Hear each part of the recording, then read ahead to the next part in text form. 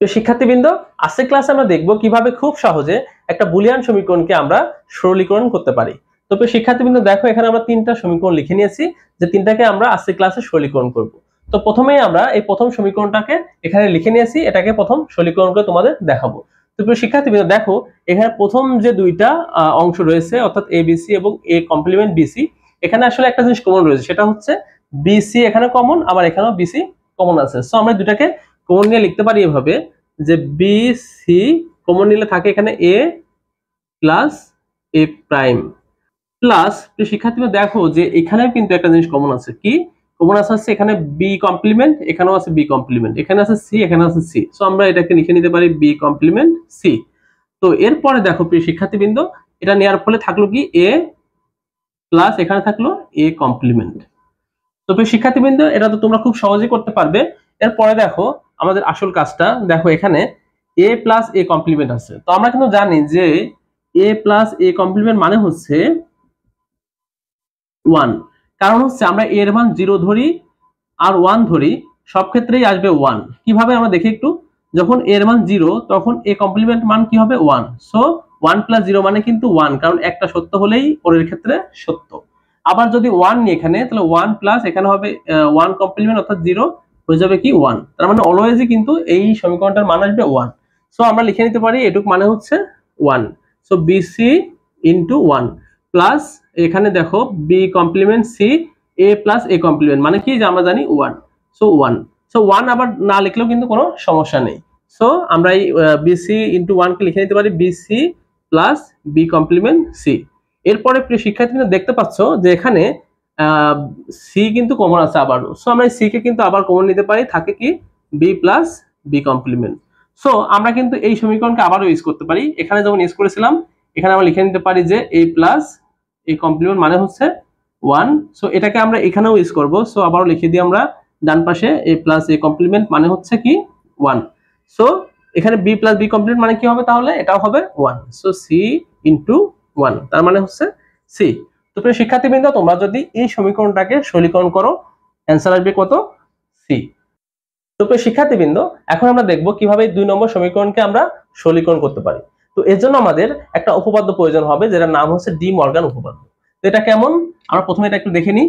এটা হচ্ছে যদি এ প্লাস বি যদি এরকম থাকে দুইটা ভ্যালু, এর উপর যদি একসাথে কমপ্লিমেন্ট থাকে, এগুলাকে আমাদের লিখতে হবে আলাদা আলাদা কমপ্লিমেন্ট, অর্থাৎ A complement into B complement, অর্থাৎ প্লাস থাকতে হবে ইনটু, আর ইনটু থাকলে হবে যোগ, আর যদি কমপ্লিমেন্ট একসাথে থাকে হবে আলাদা আলাদা কমপ্লিমেন্ট।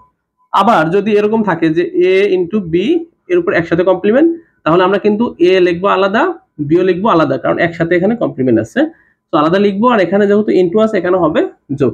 যদি তোমরা এই দুইটা উপপাদ্য ভালো করে শিখতে পারো, এটার নাম হচ্ছে ডি মর্গান থিওরি। তো প্রিয় শিক্ষার্থীবৃন্দ, তোমরা এই দুটো একটু মনে রাখবে, তাহলে কিন্তু এটা খুবই সহজে করতে পারবো। তো প্রিয় শিক্ষার্থীবৃন্দ দেখো, এখানে এ প্লাস সি কমপ্লিমেন্ট আছে into B complement plus D আছে। তো দুটা কিসে আছে? দেখো একসাথে আমাদের কি আছে? কমপ্লিমেন্ট আছে। তাহলে এটাকে আমরা কিভাবে লিখতে পারি? আমরা কিন্তু এখানে একটু লিখে দেখাই তোমাদের। এখানে এই যে একসাথে আছে, সো আমাদের কি লিখতে হবে? আলাদা আলাদা লিখতে হবে। সো আমাদের এ প্লাস সি কমপ্লিমেন্ট এটা আছে একসাথে। সো দেখো এই একসাথে জিনিসটাকে আমরা আলাদা করে দিলাম, কিন্তু এখানে যদি ইনটু আছে, সো আমাদের কি করতে হবে? যোগ দিতে হবে।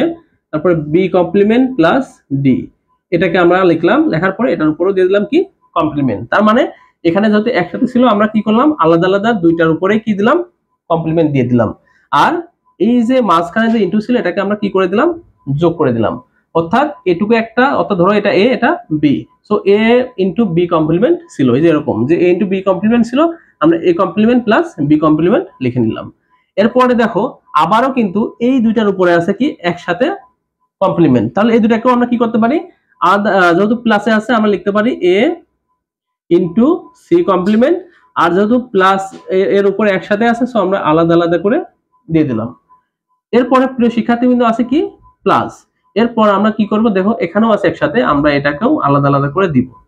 তো দুইটা লিখে ফেললাম, যেহেতু প্লাস আছে আমাদের হবে কি ইনটু, সো এখানে ডি দিয়ে দিলাম। এবার এই বির উপরে দিব একটা, আর ডির উপরে দিব একটা আলাদা, কারণ এখানে দুইটা ছিল প্লাসে, আমরা কি করলাম? এই গুণ করে দিলাম, এবং একসাথে থাকার কারণে আলাদা আলাদা করে দিয়ে দিলাম। এরপরে দেখো প্রিয় শিক্ষার্থীবৃন্দ, এখানে সির উপরে ডাবল আছে, সো আমরা জানি একটা 1 কে যদি দুইবার আমরা কি করি কমপ্লিমেন্ট করি আসে হচ্ছে 1 আসে আবারও। সো কোনো কিছুকে দুইবার কমপ্লিমেন্ট করলে যা থাকে মান আসে তাই। সো এখানে সি দুইটা কমপ্লিমেন্ট থাকার কারণে এ কমপ্লিমেন্ট ইনটু সি হবে, প্লাস এখানে যেহেতু বি কমপ্লিমেন্ট দুইবার আছে সো হবে কি B into D complement. So শিক্ষার্থীবৃন্দ আমরা কিন্তু এরপরে আর কোনো সিম্পলিফিকেশন করতে পারবো না, এজন্য এটাই হবে আমাদের অ্যান্সার। তো শিক্ষার্থীবৃন্দ জাস্ট আমরা এই সূত্রগুলো ইউজ করলে কিন্তু এটা করতে পারি।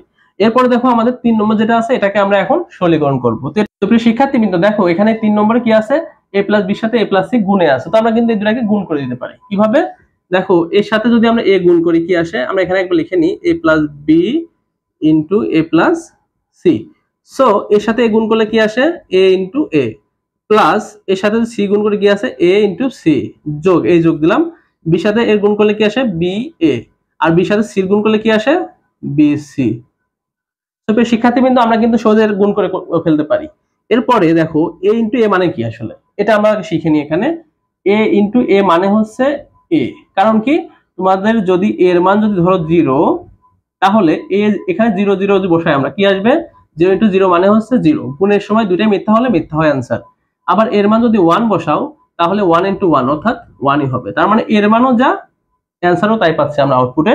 আবার এর মানও যা অর্থাৎ এখানে 1 সেখানে আছে 1 অর্থাৎ এর মানও যা আউটপুটও তাই, এজন্য a ইনটু a মানে হচ্ছে a।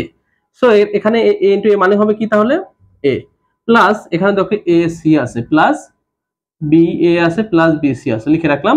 এরপর দেখো এখানে আবার a কমন আছে, সো এখান থেকে যদি a কমন নি থাকে কি 1 plus c plus b a যোগ b c।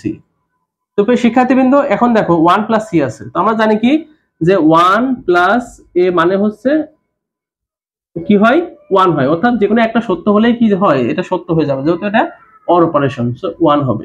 So 1 plus c equal equal হবে কি 1, তো a ইনটু তাহলে কি হবে 1 প্লাস b a প্লাস হচ্ছে b c। তো শিক্ষার্থীবৃন্দ এরপরে কি হবে a ইনটু 1 মানে কি a, প্লাস এখানে কি আছে b a plus b c। তো আমরা এটাকে কিভাবে লিখতে পারি, এখানে আবার দেখো কমন আছে a, তো a কমন নিলে থাকে হচ্ছে 1 plus b plus b c। So এখন আমরা আবার এটাকে লিখতে পারি কি এখানে 1 প্লাস b মানে কি 1, so a plus b c, আমরা 1 কে আর এখানে লিখলাম না। সো এখানে দেখো কি কমন আছে, এখানে কিন্তু আর কোনো কমন নাই, তার মানে এটাই আমাদের অ্যানসার। তার মানে সরলীকরণ ওই পর্যন্ত করব যখন আর এটাকে সিম্পলিফিকেশন করা সম্ভব হবে না, তো এখানে কিন্তু আর আমরা সিম্পলিফিকেশন করতে পারবো না, তার মানে এটাই আমাদের অ্যানসার। তো প্রিয় শিক্ষার্থীবৃন্দ তোমরা কিন্তু এভাবে খুব সহজে যে কোনো সমীকরণ দেয়া থাক বুলিয়ান তোমরা এভাবে সিম্পলিফিকেশন করতে পারো। তো প্রিয় শিক্ষার্থীবৃন্দ আজকের ক্লাসে পর্যন্তই, পরবর্তী ক্লাসে আবার নতুন কোনো টপিকস নিয়ে আলোচনা করব। তো প্রিয় শিক্ষার্থীবৃন্দ সে পর্যন্ত সবাই ভালো থাকো, আসসালামু আলাইকুম, আল্লাহ হাফেজ।